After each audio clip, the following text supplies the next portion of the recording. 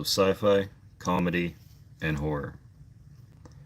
Betrayal, written by myself and narrated to you today by myself, Alexander Allen.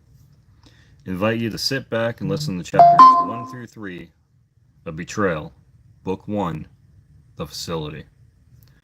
Listener discretion advised. Strong language. All characters, locations, call signs, and operation names are works of fiction, minus the title of songs and countries. If the operation name, rank, job title of a real-life person is mentioned, it is a pure coincidence.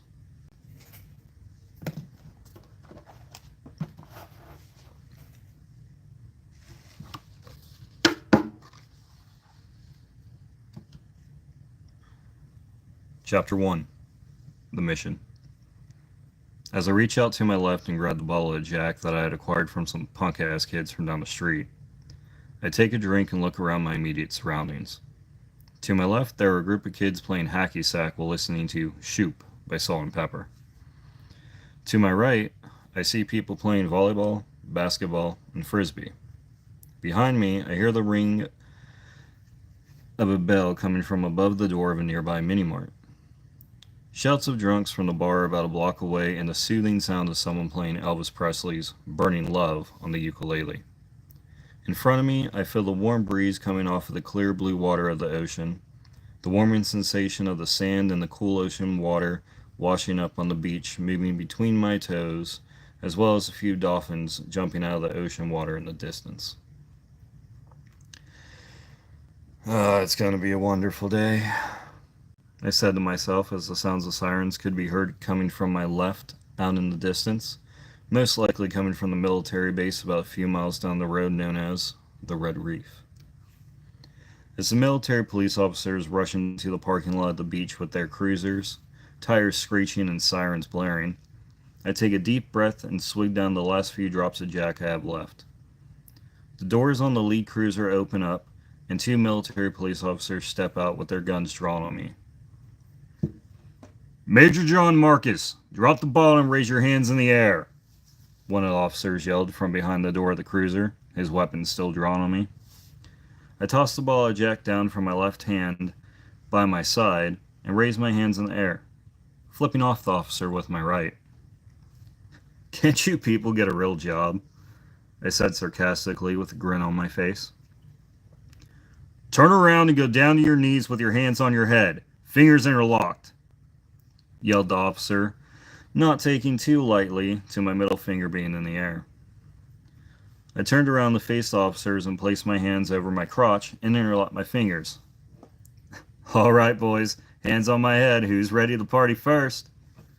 I said with a large smile on my face, now pointing at both officers and grabbing my crotch while winking at them. The officers holstered their weapons and walked down to where I was standing on the beach.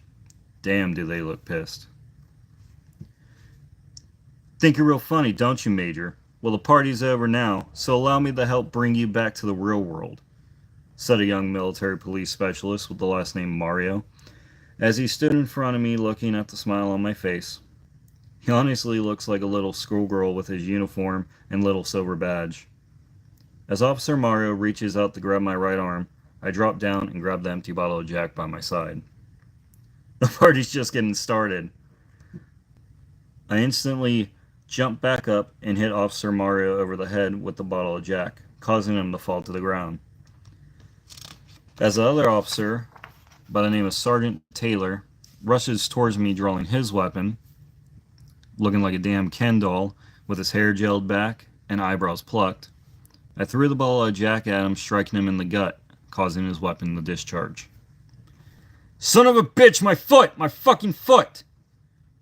yelled Officer Taylor as the round from his weapon went through his right foot, leaving a small indentation in the sand with a bit of blood splatter. I started to run towards the mini-mart as the other officers got out of their cruisers and began to run after me. I ran across the road and entered the mini-mart with officers just a few feet behind me. Trying to find a back door was turning out to not be in my favor, as the door that used to be there was now a solid wall of brick. "Come on out, Major. Don't make this any harder than it has to be," an officer yelled as he entered the mini-mart. I peeked my head around a few of the shelves trying to see how many officers came into the mini-mart. After counting about 5 or 6 officers in the mini-mart with me, I threw a case of soda down one of the aisles. As officers piled into the aisle, I knocked over the shelf and ran for the door. After running out of the mini-mart, I saw more military police cruisers coming down the road at a high rate of speed. I decided to run down to the bar where I knew I might at least have a shot of hiding in there if I wasn't seen by any of the officers. I opened the door to the bar and made my way to the back corner of the bartender's table, right next to the restrooms. I looked around for a few seconds before taking a seat and signaling to the bartender to come over. "What can I get you, brother?" asked the bartender while drying a glass. "I'll give you $100 bill if you distract the military police officers that are about to run in here, and I'll also have a Corona," I said to the bartender as I slid him a $100 bill under a napkin. The bartender looked at me with a raised brow and sat down the glass. He walked over to a cooler and grabbed a Corona out of it, then slid it down the table to me. "I'll take that money from your brother, and I'll be sure to do what I can if they come in," said the bartender. I grabbed the Corona and noticed that he hadn't taken the top off. Son of a bitch wants me to start the discussion, I guess. Clever. The door to the bar slammed open, and about 6 or 7 officers rushed in with their weapons drawn. "We know you're in here, Major! Show yourself now!" yelled Officer Mario, looking sick to his stomach, with a large lump and small gash on his head. I looked up at the bartender, trying not to let myself get noticed by the officers walking around the bar. The bartender looked back at me and nodded his head towards the restroom door. I gave him a thumbs up and began walking towards the door. "Hey, he's over there by the restrooms! The guy you're looking for by the restrooms!" yelled the bartender, pointing in my direction. That fat bastard played me. I opened the restroom door and looked back at the bartender, flipped him off, and threw the bottle of Corona at him. I missed, but hey, it is what it is. I ran into the last stall, jumped up onto the toilet, and began to pull myself out through the window. The restroom door flung open and Officer Mario ran over to me and grabbed my left leg. He kept trying to pull me back in, but I saw a metal pole attached to the outside wall and grabbed it, trying to pull myself further out the window. "You shot my partner, you asshole! Now I'm going to be the one to take you in!" yelled Officer Mario, sounding like he's about to throw up. I kicked Officer Mario in the face with my right foot, and he let go of my left leg as he fell. Officer Mario hit the ground and passed out as his head smacked off the cement floor of the restroom. I pulled myself the rest of the way through the window and fell on top of a dumpster in the back alley. I rolled off of the dumpster and got back up onto my feet as I brushed myself off. Suddenly, I felt a tap on my shoulder from behind. As I turned around, I saw Officer Taylor standing behind me with a shotgun. "Not so funny now, is it, Major?" said Officer Taylor as he struck me across the face with the butt of the shotgun. I fell to the ground and could feel the blood start to slowly run from my left eyebrow down to the left side of my face. I stood back up and smiled at Officer Taylor as he pointed the shotgun at me, cocked it back, and fired. I felt a sharp pain in my gut and fell hard to the ground as the beanbag round struck me in the stomach. When I came to, I was tied to a metal chair that was so cold I thought I was sitting inside of a freezer. Adjusting my eyes, I noticed I was in a small, dark room, and I appeared to be alone. "Well, it could be worse," I said under my breath. Just then there was a bright flash of light that filled the room, making the room I was in now seem 10 times brighter than I had thought, with its white walls, floor, and ceiling. Well, looks like you're not so invincible after all, Major Marcus," said a voice from behind me.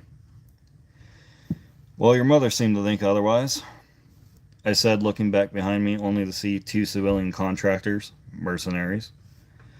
The 2 large men were outfitted with tactical gear to include a Glock 19, M4 rifle, flashbang grenade, and a tomahawk. I looked past the 2 men, and standing there was no other than General James T. Wallace, of the Dark Knight Operations Program, whom I just pissed off by pissing all over his desk while he was in the company room making copies of my lovely report, which contained kind, loving words such as this cunt, fuckface, muffin top, and the two-footed wildebeest.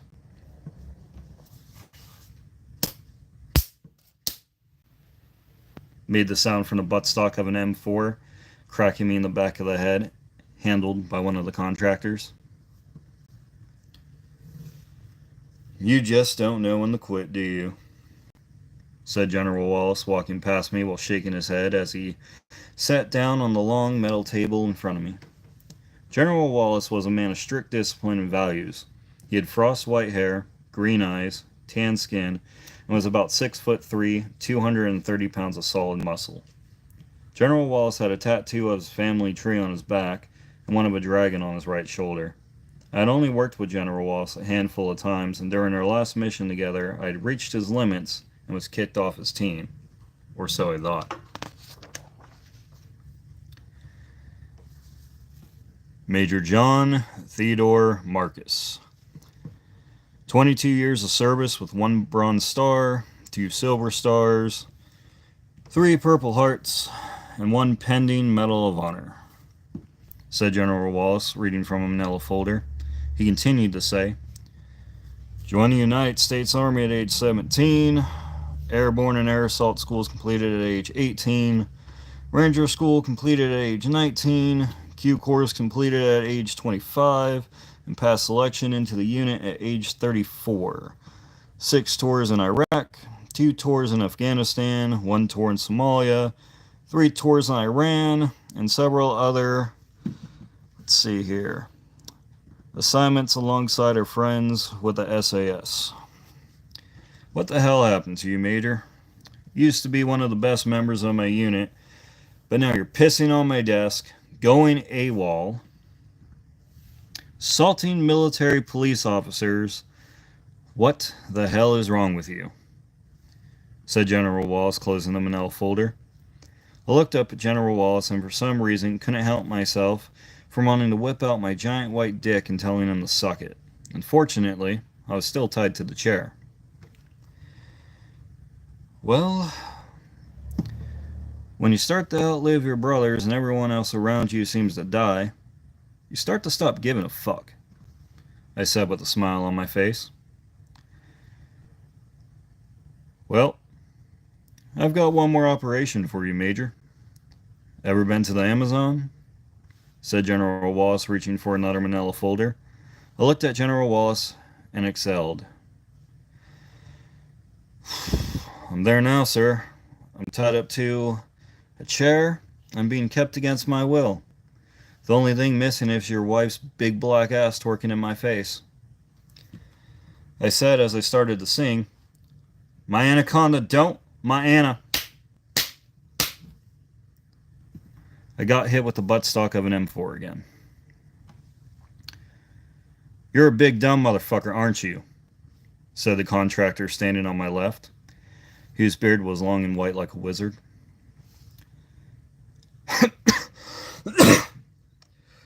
Well, damn, Gandalf. Did you forget your fucking potion today? Because I'm all out of fucks, I said as I looked up at him with,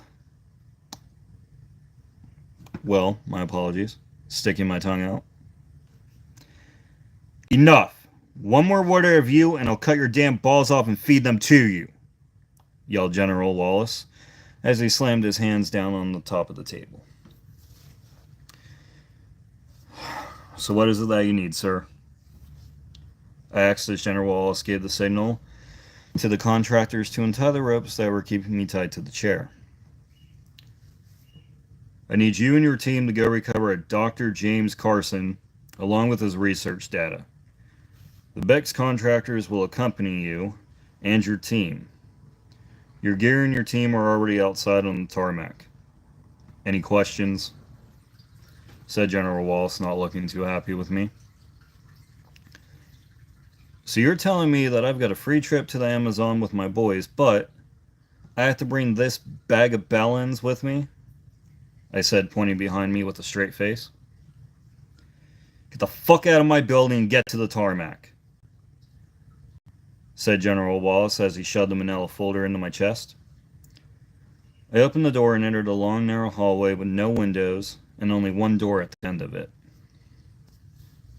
See you soon, sweetheart, I said as I walked down the hallway blowing a kiss to Gandalf. Man, did he look pissed.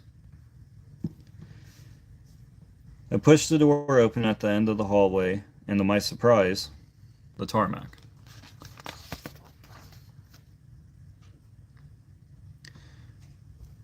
Fuck my life, I thought to myself as I walked down the tarmac toward the C-130 Hercules that was waiting for me. As I got closer to the rear hatch of the aircraft, I hear someone running inside. "Hey, Major! Long time no see!" said a voice at the top of the rear hatch. I stepped onto the rear hatch and saw a member of my team standing at the top. "Captain Rico, how you been, brother?" I said as I approached him. Captain Rico was 5'11" and 143 pounds, with a scar over his left eye which he had got back in Jamaica from partying a little too hard with operatives from another team. He had a tattoo of a Celtic cross on his right thigh and his daughter's name across his chest. His hair was dark brown and his eyes green. Captain Rico was black, but always told us he was white because that's what it read on his birth certificate. He's my second in command and the closest thing to a brother that I've ever had. "Could be better. The team's sleeping and most are hungover from last night," said Captain Rico with a not-so-pleased look on his face. I looked around the aircraft and didn't see any of the Bex contractors on board. "So what's the deal with these Bex contractors, bro?" I asked Captain Rico with scratching my head. "We're going to meet them at an old airfield in Belgium. From there we're supposed to halo into the heart of the Amazon under the cover of darkness," said Captain Rico with his arms crossed, eyes rolling, and head shaking.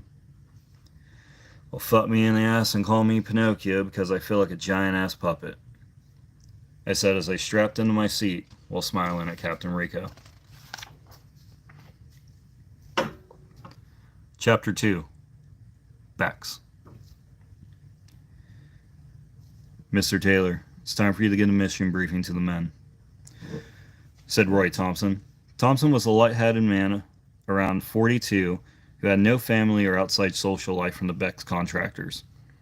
He had rough dark brown hair, brown eyes, and a 3-inch scar on his left leg from a piece of rebar that he got hit with during his last mission.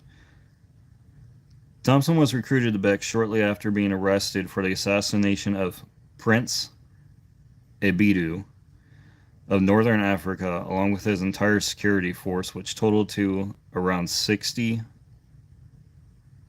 men. The details of how he accomplished this have all been redacted. Mr. Taylor opened his eyes and leaned forward off of the wall, looking down at the floor where he sat. "So it's that time already, huh?" said Mr. Taylor. Taylor was around 52 with long dark gray hair, a beard fit for a god, and scars all over his body from being hit with shrapnel and being set on fire after being captured by ISIS members. Taylor had earned the title of Mr. after becoming the new commander of Bex after his predecessor mysteriously disappeared. "Well, let's get to it then. Have everyone gather in the conference room and ready to load up," said Mr. Taylor, reaching his hand out to Thompson for a help up from off the floor. As Mr. Taylor and Thompson walked down the long, narrow hallway, Mr. Taylor's satellite phone begins to ring. "Go for Mr. Taylor," said Mr. Taylor in a low, calm voice as he answered the phone. "Your go," said General Wallace in a low voice. Taylor placed his phone back into his pocket and continued down the long, narrow hallway with Thompson. At the end of the hallway, Thompson opened the door leading into the conference room, and Mr. Taylor walked in and placed his hands on the podium, looking over at his team. Mr. Taylor's team consisted of 5 members, including Thompson and himself. First is Ray Johnson. Johnson was 5'9", 167 pounds. Johnson was new to the team, and this would be his first mission as a Beck's contractor, but not his first time in the suck. Before joining Beck's, Johnson was an undercover agent for MI5 until he was found guilty of killing 18 of Her Majesty's royal guards while trying to assassinate the Queen in her sleep. Johnson was looking at the death penalty until a Beck's contractor made him a deal. Johnson's skill set was worth a lot of money, and Beck's couldn't afford it to be wasted. Next but not least is Franklin Rossetti. Rossetti was around 31 years old, 6'2", and weighed 210 pounds with tattoos almost all over his body. Rossetti used to work as the right-hand man for a Neil Chodowski, the head of the KGB. That is until Rodowsky killed him for murdering his family during a 4th of July party. Rossetti then burnt down the KGB headquarters in Moscow and then went into hiding, only to resurface after being captured 4 years later in Berlin while trying to sneak past a U.S. government checkpoint. Rossetti was then offered a Beck's contract in order to keep from being handed over to the Russian government. Finally, we have Shi Lin, age 29. Lin was 5'11", 134 pounds.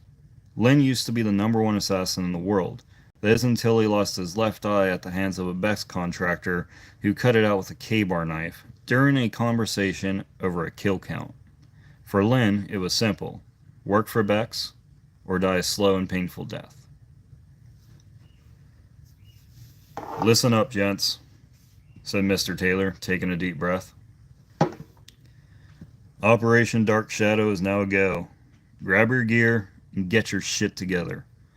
The boys from the U.S. will be here in approximately 9 hours," said Mr. Taylor as Thompson passed out manila folders to the team. "Inside the folders in front of you are detailed reports of John T. Marcus and his team.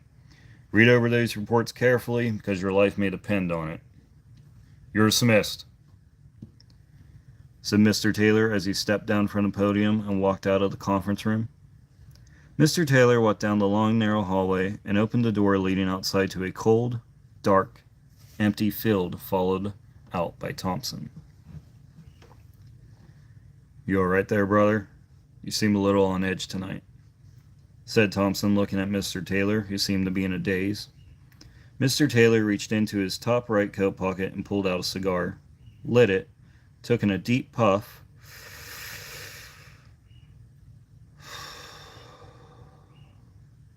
then exhaled a large amount of smoke.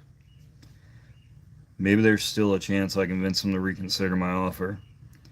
It's been 12 years since we last spoke," said Mr. Taylor, staring into the darkness with only light visible coming from the ash of his cigar. "Do you even think he'll recognize you? After all, you didn't even know he existed until you got that letter in the mail," said Thompson, staring at Mr. Taylor as he continued to smoke his cigar. Mr. Taylor looked up at all the bright stars in the moonlit sky while putting out his cigar with his right boot.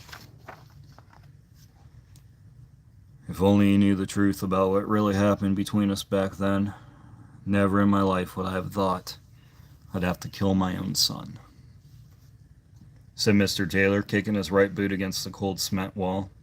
Mr. Taylor opened the door and proceeded back inside the building and down the long, narrow hallway. "This is going to be one hell of a clusterfuck," said Thompson under his breath as he walked back inside the building, following Mr. Taylor down the long, narrow hallway. Thompson had never seen Mr. Taylor this down before, and it worried him that Mr. Taylor's personal feelings might compromise the operation and the team. Mr. Taylor and Thompson walked down to the end of the long, narrow hallway and opened the door leading to a large hangar. After walking through the door, Mr. Taylor turned on the lights and began packing. The C-130 Hercules took off, and Major Marcus and his team were finally on their way to Belgium. The sound the made as it turned on inside the cargo hold. Good morning, gentlemen. I'm Colonel Blanche, and joining me for this flight is Lieutenant Colonel Watson. We reached our cruising altitude of 40,000 feet and our ETA to Belgium is 9 hours.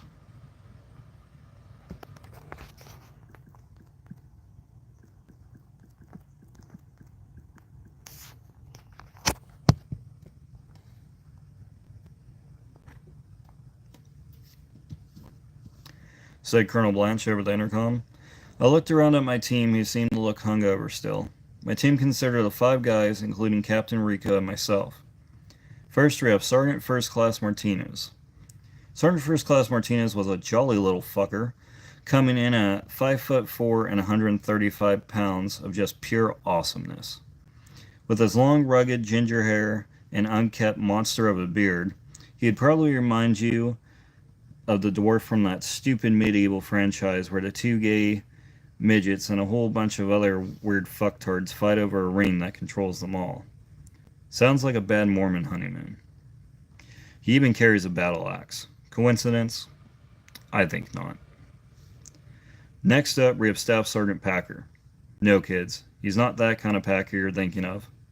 Or is he? I cracked myself up. If I wrote a book the way I think, it'd probably fly off the shelves. Staff Sergeant Packer can most likely be described like a big, angry, middle-aged man going through puberty. He was 6'7", 287 pounds. Now, Staff Sergeant Packer was a big dude, which made it hard to bring him on certain missions due to the fact that he barely could sit in any of the helicopters, and technically shouldn't be allowed to serve. But I kept him on the team because his wife Melissa is a great cook. She makes us a welcome home meal after every mission when we come home. Damn did I love it when she'd bend over in those blue spandex that wrapped around her sweet, juicy, delicious ass so perfectly that you could almost get a glass of wine off of it without spilling a drop. I remember the first time I saw Melissa, I had to hurry past her so that she wouldn't notice the bulge in my shorts. I'm glad Staff Sergeant Packer doesn't know I have a thing for his beautiful wife. He'd probably kill me. Anyways, let's get back on track, shall we?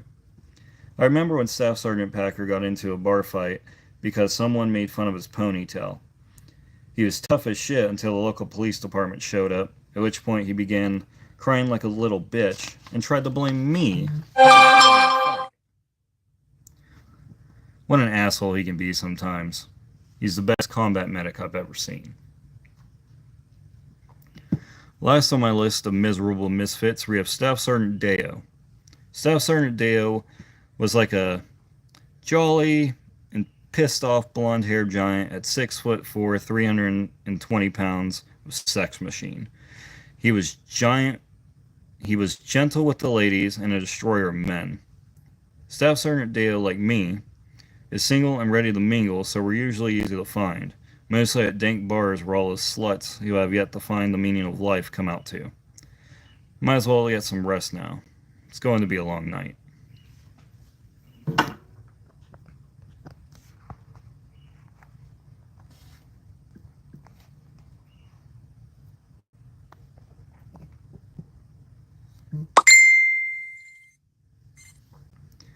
I woke up and looked over at Captain Rico, who was passed out in his seat, sitting next to Staff Sergeant Packer and Sergeant First Class Martinez.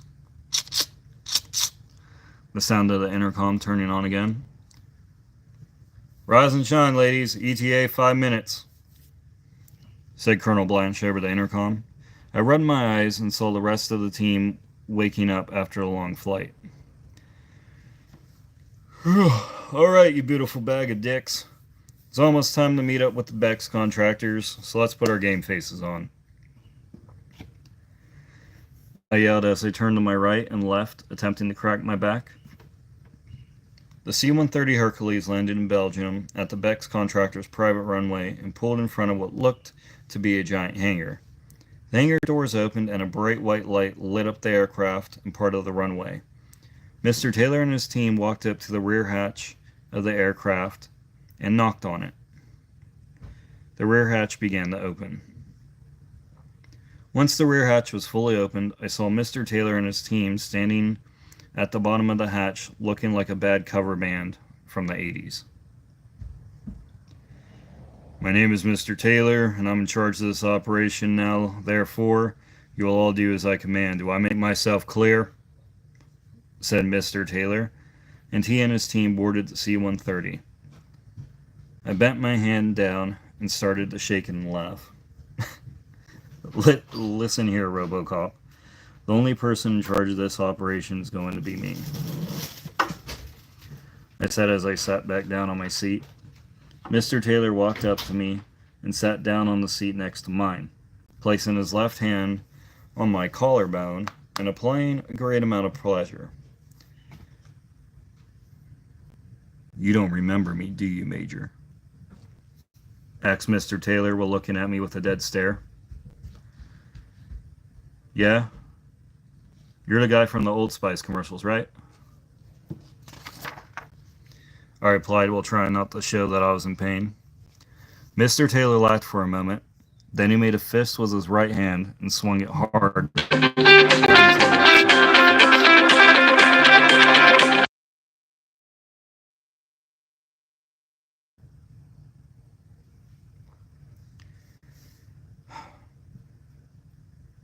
My apologies there. Thought it was a job calling me.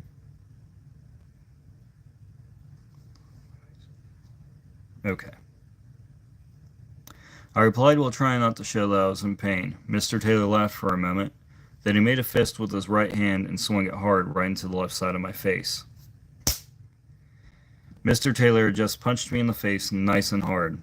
I guess he wasn't amused by my comment. You're going to screw up this operation, I can tell already, said Mr. Taylor as he got up and went to the front of the C-130 with his team. Your mom screwed up this operation when she conceived you, I said, rubbing the spot where I got punched.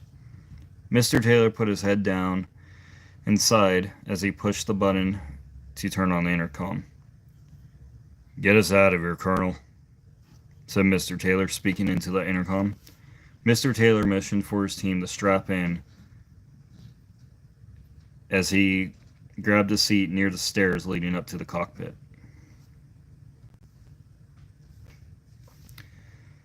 There's a lot you don't know, Major. So much you just don't know, said Mr. Taylor as he put his head back and closed his eyes. The C-130 Hercules took off and we began our flight to the Amazon. The sound of the intercom turned on again. ET at the drop zone, 4 hours, said Colonel Blanche over the intercom. You alright, Marcus? Asked Captain Rico, staring at me with his hands on his knees, sitting across from me. I cracked my neck, put my head back. Never better, I said as I closed my eyes for a second, then opened them and looked over at Mr. Taylor. What does he mean by, there's a lot you don't know? Chapter 3, Mayday. About 3.5 hours went by, and everyone was doing their final checks on gear and the mission file to assure nobody was missing anything. The Beck's contractors were seated towards the front of the C-130 Hercules near the cockpit, while my team and I were seated at the back near the hatch. My team was outfitted with M4 rifles, K-bar knives, M67 grenades, C4 plastic explosives, Glock 21 pistols, one M249 machine gun, one M14 sniper rifle, and one AT-4 rocket launcher. Well, Mr. Taylor's team was equipped with only M4 rifles, K-bar knives, and Glock 19 pistols, besides Thompson, who had an MK-14. Rico got up from his seat and sat down next to me with a concerned look on his face. Something doesn't feel right about this operation to me, bro. What do you think? Whispered Captain Rico in my right ear. What's on your mind? I whispered back to Captain Rico while scratching my head. Captain Rico nodded his head over at Mr. Taylor's men while trying not to draw attention. Look at their loadout. Seems a bit light for an operation like this, don't you think? Answered Captain Rico, staring at me while waiting for me to answer. I turned my head away from Captain Rico and looked over at Mr. Taylor and his men, making it absolutely obvious. You boys always pack light when Daddy's around? I asked, nodding over at them and pointing at Mr. Taylor. Thompson got up from his seat and pointed over at me with a smile. You're going to be crying a lot for Daddy when I get done with you, little man, said Thompson, laughing like a hyena. I'm 6'2" and he thinks I'm a little man. I'll show him who's the little man around here. I stood up and walked right up to Thompson, putting my right pointer finger on the center of his chest, right where his sternum was located. The only little man around here is that little string bean thing you call a dick. No more looking like a deformed cyclops, I said, now shoving him back a bit. You just wait, Major. You have no idea what's... Thompson began to say right before being cut off by Mr. Taylor. Shut the fuck up and sit your ass down now, Thompson, Mr. Taylor yelled, looking at Thompson and turning his eyes to me.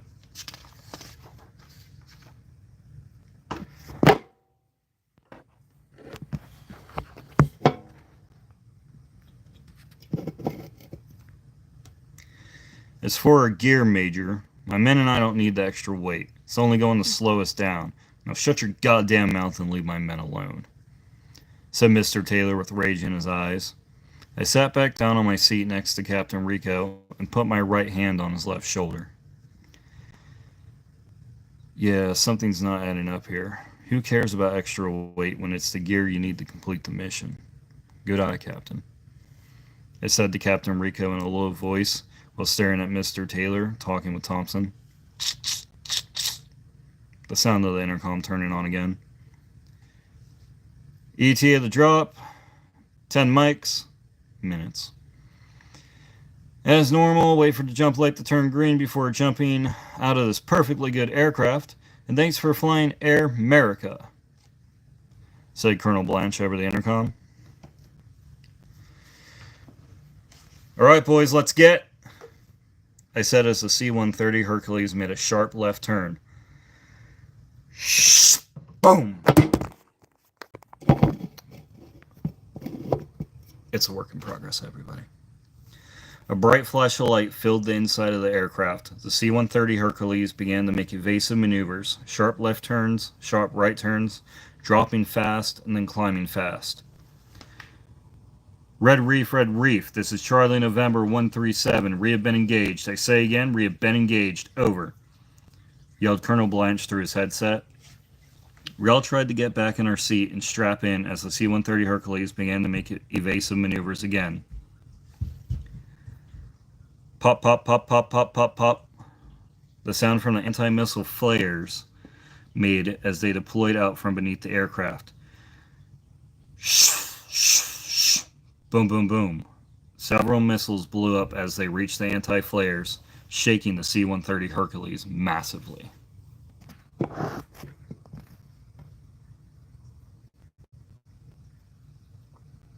Sharp left turns, sharp right turns, dropping fast, and then climbing fast again. Red Reef, this is Charlie November 137. We have exhausted all flares. I say again, we have exhausted all flares. Over. Why the hell won't anyone answer me? Yelled Colonel Blanche to the headset again. Boom. Filled the inside of the aircraft again, but this time the C-130 shook hard and began a terrible sound. Mayday, mayday, mayday. It's Charlie November 137. We have been hit and are going down. I say again. Mayday, mayday, mayday. This is Charlie November 137. We have been hit and are going down, yelled Colonel Blanche to the headset while trying to maintain control of the aircraft. Right wings on fire, yelled Mr. Taylor, looking outside his window of the aircraft. Shh! Boom. Another bright flash of light filled the inside of the aircraft, shaking it massively again. Left wings on fire, yelled Staff Sergeant Dale, looking outside his window of the aircraft. The rear hatch opened, and Lieutenant Colonel Watson was sliding down the ladder that led up to the cockpit. We've got the bell out now with the bird still at the survivable jump altitude, yelled Lieutenant Colonel Watson as he donned a parachute. Everyone down there donned their parachutes and began jumping out of the burning C-130 Hercules in the darkness at 2,800 feet. Where's Colonel Blanche? We can't leave him behind, I yelled, looking at Lieutenant Colonel Watson. Lieutenant Colonel Watson looked behind at the ladder leading up to the cockpit, then back at me. He'll be right behind us. Now jump, yelled Lieutenant Colonel Watson as he grabbed me by the straps of my parachute and tossed me out of the rear hatch with himself. We spun through the dark, humid, misty sky as we fell faster and faster to the ground. I spread my arms and legs out to my side to gain control of my fall in order to stop spinning uncontrollably. After gaining control of my fall, I reached up and pulled on my main cord, deploying my chute about 1,000 feet from the ground. As I looked over at Lieutenant Colonel Watson, a huge gust of wind swooped in and blew him into some clouds and out of my sight. After a few minutes passed by, I finally ended up landing on a sandy beach with darkness all around me. As I looked up into the dark moonlit sky, I could see the red glow of the C-130 Hercules burning above, heading for the heart of the Amazon. The beach was dark, with the only bit of light coming from the moon, which kept getting blocked out by the clouds above. But the jungle in front of me was even darker. I took off my parachute and looked around for signs of anyone else from the aircraft, but no one was to be found, not even Lieutenant Colonel Watson. Marcus! Yelled a voice from behind me. Over here! I yelled back behind me in the direction of the voice. It was Major Taylor. Major Taylor walked up onto the beach, stumbling, and I ran over to help him up, away from the tide. What the hell happened? Where's everyone else? I asked as I put Mr. Taylor's left arm around my shoulder and helped him walk up more onto the beach before sitting him down on the sand. My damn chute didn't fully open, and before I knew it, I hit the ocean water and damn near drowned, said Mr. Taylor, trying to catch his breath while holding his right side. I looked over Mr. Taylor to make sure nothing was broken and that he didn't have any bleeding. Everything checked out. Did you see anyone else land in the water with you? I asked Mr. Taylor while checking his vision with a red light from my flashlight. No, I didn't, on the count that I waved goodbye to them as I fell right past them, Mr. Taylor said as he smacked my flashlight right out of my hand. No need to be such a twat-ass, you old fuck, I said as I picked up my flashlight and dusted off the sand. Marcus! Taylor! Over here! Yelled a voice coming from further down the beach to our right. I reached out and helped Mr. Taylor up off the ground, and we started walking in the direction of the voice. Call out! Who's there? Yelled Mr. Taylor. It's Thompson! We all landed in the water! The wind kept blowing us around! Yelled Thompson, who sounded out of breath. We reached Thompson and the others and got a count of everyone present.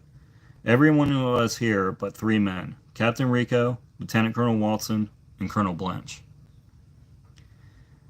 Anyone see where the rest of the guys went? I asked, looking around at everyone. No one said a word. I turned on my radio and began to see if I could get a hold of the rest of the men. This is Major Marcus. Does anyone read me?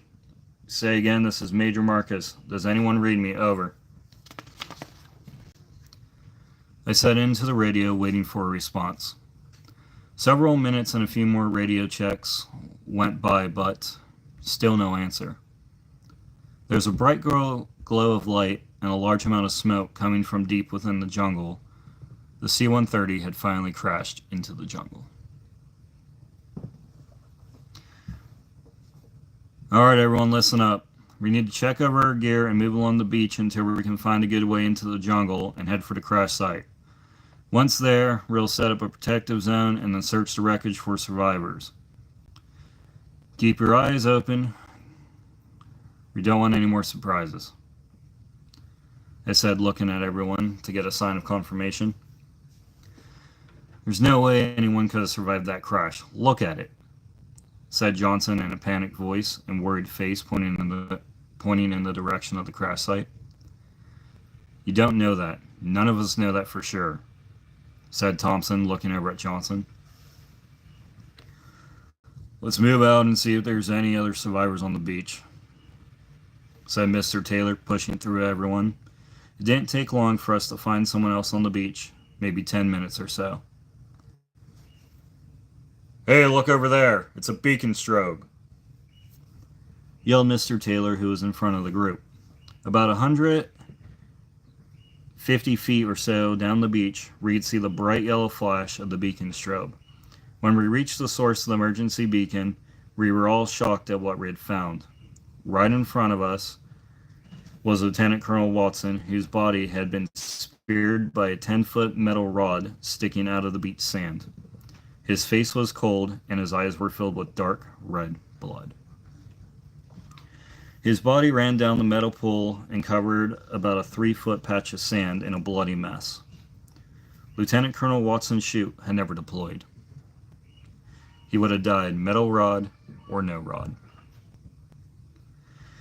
I reached the strobe on Lieutenant Colonel Watson's vest and shut it off. This way, no attention would be drawn towards us. He doesn't deserve to be left like this. Help me get him off this pole," I said with my head down, looking at the puddle of blood in the sand.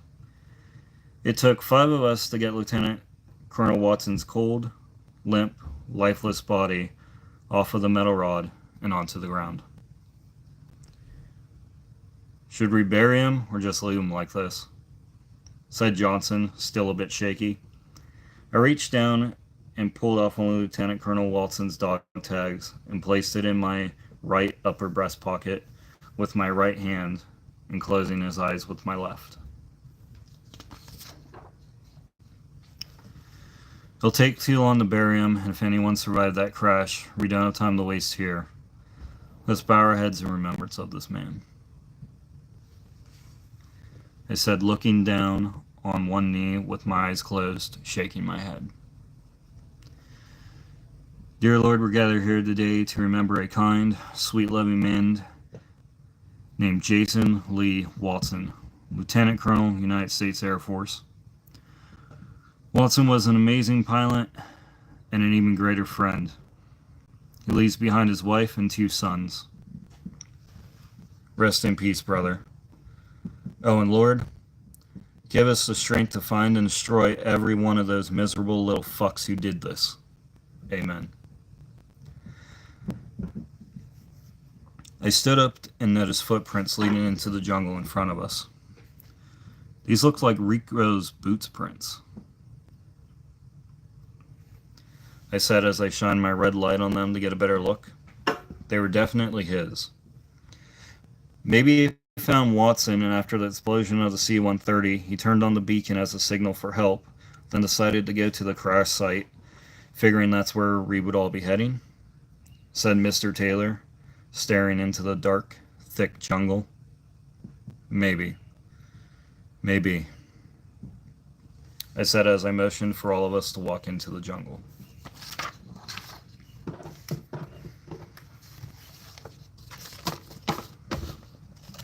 That concludes chapters 1 through 3 of the facility.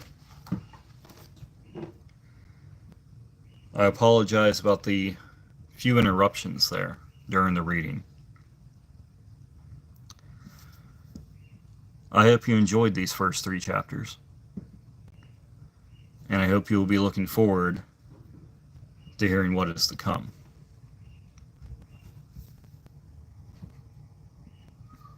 Be sure to like this.